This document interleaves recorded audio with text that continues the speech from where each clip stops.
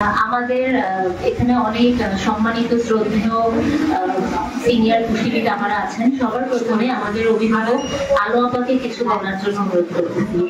আসসালামু আলাইকুম, সকলকে ধন্যবাদ এবং পুষ্টিবিদ ফাউন্ডেশনকে আমি আন্তরিক ধন্যবাদ জানাচ্ছি যে আমাকে ডাকার জন্য, এবং বলা হয়েছে যে আপনি সবচেয়ে বেশি সিনিয়র। আসলে সিনিয়র আমার জীবনের সময়গুলো কিন্তু আস্তে আস্তে শেষ হয়ে যাচ্ছে, এটা কিন্তু একটু দুঃখজনক ব্যাপার।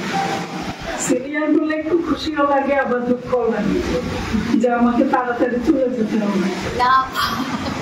সিনিয়ররা চলে যায় না, সিনিয়ররা চলে যায় না। তো সবাইকে ধন্যবাদ, সবাইকে দেখে খুব ভালো লাগছে। আজকে কিডনি বিশ্ব কিডনি দিবস। এই যে কিডনি রোগটা, এটা কিন্তু একটা ক্রনিক ডিজিজ, এটা কখনো কিন্তু ভালো হয়। একবার যদি কারো কিডনি সমস্যা দেখা দেয়, এটা কিন্তু আরো ভালো হয় না। আমি একটু কিডনি সম্পর্কে বলতে চাই। আমরা যেটা দেখি বাংলাদেশে, কিডনির বেসিক্যালি কোনো চিকিৎসা কিন্তু হয় না। যে কিডনি রোগী সে কিন্তু সারা জীবন কিডনি রোগে ভুগতে থাকে, তাকে কোনোদিন আর আগের মতো ফেরত আনা যায় না। এখানে আমাদের পুষ্টিবিদদের একটা মানে বিরাট একটা ভূমিকা আছে। সেটা হলো কিডনি রোগী আমাদের কাছে যখন যায়, আমরা কি দেখি? আমার মনে হয় আমি মাঝে মাঝে এরকম অনেক প্রেসক্রিপশন দেখি যে কিডনি রোগীর মানেই তাকে পটাশিয়াম বাদ দিতে হবে। এটা কিন্তু ঠিক না। পটাশিয়াম বেশি হলেও খারাপ, কম হলেও খারাপ।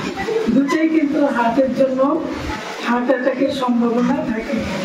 আমাকে আসলে কিডনি রোগী যখন আমাদের সামনে যাবে, আমরা তার পুরো প্যারামিটারটা দেখব যে কোন বিষয়টা তার বেশি আছে।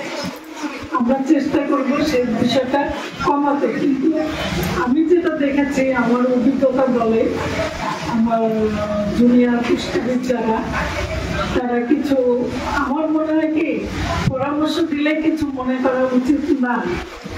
হ্যাঁ, এটা কিন্তু একটা শেখার বিষয় যে আমি ধরেই আমি পটাশিয়াম বাদ দিয়ে দিই, তাহলে কি হলো, তার পটাশিয়াম একদম ধুয়ে চলে আসে। এটা কিন্তু একটা বিপজ্জনক ব্যাপার।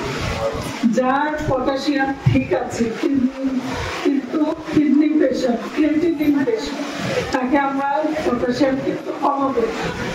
যার বেশি আছে 5 এবং 5-এর উপরে, তাকে আমরা কমাবো। এই জিনিসটা মাথায় রাখতে হবে। আরেকটা বিষয় দেখলাম যে কিডনি রোগীদের ফসফরাস এবং অক্সালিক অ্যাসিড, এই দুইটা নিয়ে কাজ করতে হবে। এটা কিন্তু অনেকেই দেখে না যে অক্সালিক অ্যাসিড বেশি থাকলে কি হতে পারে, ফসফরাস বেশি থাকলে কি হতে পারে। সেজন্য আমাদের দায়িত্ব কিডনি রোগীদেরকে সমস্ত খাবার বেছে বেছে দেওয়া। যেমন অনেক মাছ আছে ফসফরাস বেশি, কোনো মাছের ফসফরাস কম। তো যে আমরা সাধারণত দেখি জিওল মাছ, যেগুলি শিং, মাগুর, ট্যাংরা, এগুলিতে কিন্তু ফসফরাসের পরিমাণ অনেক বেশি। কিডনি রোগীদের ও ধরনের মাছ না খাওয়াই ভালো। এরকম আরো অনেক মাছ আছে। সুতরাং কিডনি পেশেন্টকে আমি যখন চিকিৎসা দিতে যাব, আমাকে অনেক পড়াশোনা করতে হবে। আমি ধরেই একটা কিডনি পেশেন্টকে কিন্তু চিকিৎসা দিতে পারি। আর প্রোটিনের ব্যাপারটা বের করে তাকে আমরা ওইভাবে খাবারটা দিব। কারণ আমরা আজকের পেপারেই আছে যে প্রতি বছর আমাদের দেশে 17,000 মানে মানুষ কিডনি রোগে মারা যাচ্ছে। এটা আমাদের জন্য একটা ভয়াবহ ব্যাপার। আর দিন দিন কিডনি পেশেন্ট কেন বেড়ে যাচ্ছে? আসলে আমাদের খাবার থেকে আমরা অনেক মানে খাবারের ভেজাল দেওয়া, এবং সেই খাদ্য খাওয়া মানে একটা মানে কি বলবো, অখাদ্য। এই ধরনের খাবার খেয়েই আমাদের কিডনি দিনে দিনে নষ্ট হচ্ছে। আবার অনেকে না জেনে এমন এমন অনেক খাবার খাচ্ছে যাতে কিডনি ধীরে ধীরে নষ্ট হয়ে যাচ্ছে। যেমন আমরা যেটা দেখি ডায়াবেটিস আনকন্ট্রোল থাকলে আমাদের কিডনি রোগ হবে। তা আমরা কি করি? আমরা না অনেক সময় পেশেন্ট নিজের থেকে তেলাকুচার পাতা খাচ্ছে, মেথি খাচ্ছে, তারপরে গ্লাসে করে করলার রস খাচ্ছে। এগুলি শেষ পর্যন্ত কিডনিকে কিন্তু আক্রান্ত করে। সুতরাং এমন কোনো খাবার খাওয়া উচিত না যেদিকে আমি ডায়াবেটিস কমবো, এদিকে আমার কিডনি নষ্ট হয়ে যাবে। আর আরেকটা জিনিস আপনারা সবাই জানেন, যেটা হলো ব্যথার ওষুধ অনেক বেশি খেলে কিডনি ক্রিয়েটিনিন বেড়ে যেতে পারে। সুতরাং আমাদেরকে সবকিছু চিন্তা করে কিডনি রোগীর হ্যান্ডেল করা কিন্তু খুব কঠিন। আজকে একরকম কালকে আরেক রকম সে হতে পারে। সে কিন্তু এমন না যে একটা ডায়েট দিয়ে দিলাম সে 6 মাস 1 বছর একই রকম থাকবে, এটা কিন্তু কখনো হয় না।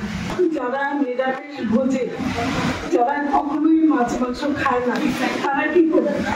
তারা প্রোটিন থেকে পাচ্ছে, তাদের সেল বলে বিল্ড আপ কি করে হবে?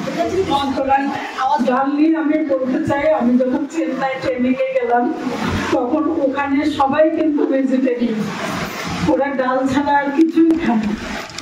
তো আমি তাদেরকে জিজ্ঞেস করেছিলাম যে তোমাদের যখন কিডনি পেশেন্ট আসে তখন তোমরা কি করো? কম লাগবে, আমার তো ডাল নিয়ে বন্ধ করে দিই। বলে কি না, আমরা ডাল বন্ধ করলে তো আমাদের প্রোটিনই পাবে। তো ওরা কি করে, ডালটাকে ওরা কিন্তু মেপে দেয় প্রতি বেলায় কতটুকু প্রোটিন লাগবে। ডালের থেকে ওরা বিভিন্ন ধরনের ডাল, রাজমা এগুলি একসাথে করে ওরা মেপে দেয় যে আপনি এতটুকু ডাল খেতে পারেন। তার মানে এটার অর্থটা কি, আমি যদি মানে অ্যানিমেল প্রোটিন না নিতে পারি তাহলে আমি ভেজিটেবল প্রোটিন কিছু হলেও নিতে পারি। এটা সবারই জেনে রাখা উচিত, কারণ তা না হলে তার কিন্তু সেলগুলি বিল্ড আপ হবে না, সে কিন্তু দিনে দিনে আরো ওয়েট লস হবে, আরো বেশি সে অসুস্থ হয়ে যাবে। আমি অনুরোধ করবো কিডনি রোগে কিডনি আমরা ভালো করতে পারবো না, এমনকি আমাদের দেশে যে বিশেষজ্ঞ ডাক্তার আছে কিডনির, তারাও কিন্তু কিডনি রোগীকে কখনো ভালো করতে পারেন না, ওটা নিয়েই তাকে থাকতে হয়। তো সুতরাং সে যতদিন বাঁচবে সেজন্য ভালোভাবে বেঁচে থাকে এবং ঠিক মতো খাওয়া দাওয়া করে, মানে আমরা তাকে সাহায্য করি, আমরা তার লাইফ স্টাইলটা চেঞ্জ করি। এটাই আমার সবার কাছে অনুরোধ। ডায়াবেটিস নিয়ে আপনারা সবাই জানেন, ডায়াবেটিস নতুন করে বলা কিছু নাই, সেটা একটা ক্রনিক ডিজিজ। কিডনিটা নিয়ে এখন আপনারা কাজ করুন, এটা আমি সবাইকে অনুরোধ করছি। ধন্যবাদ সবাই।